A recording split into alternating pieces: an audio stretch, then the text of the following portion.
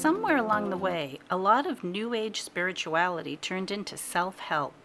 In itself, this can be a good thing, but it's not the only thing.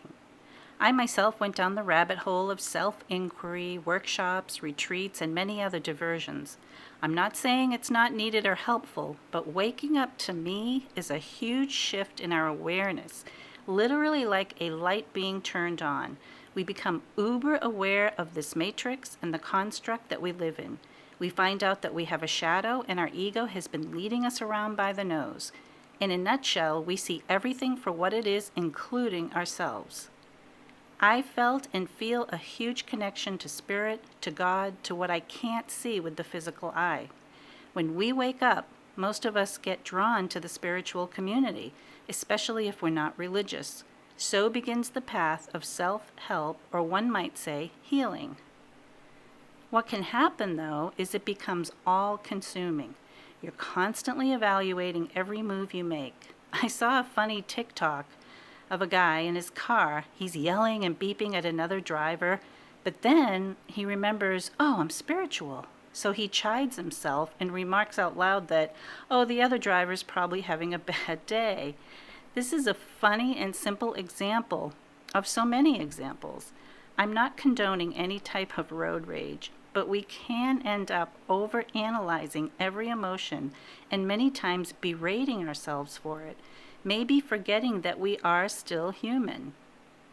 Hopefully, we reach a state of balance and remember to govern ourselves, but not be on a 24-hour over-intense watch.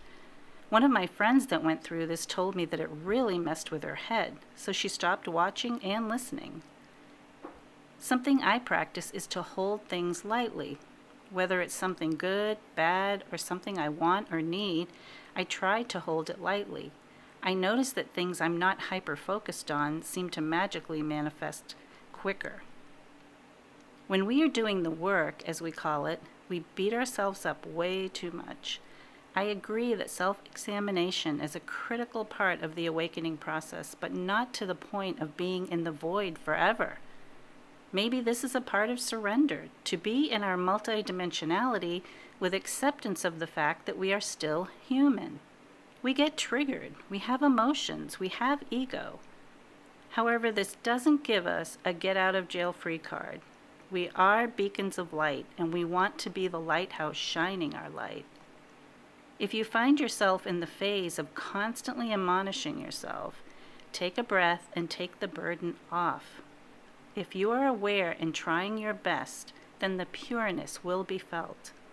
Yes, we have inner work to do and healing of our soul, but we can also bask in the gratitude of our awakening and being part of a global and cosmic shift.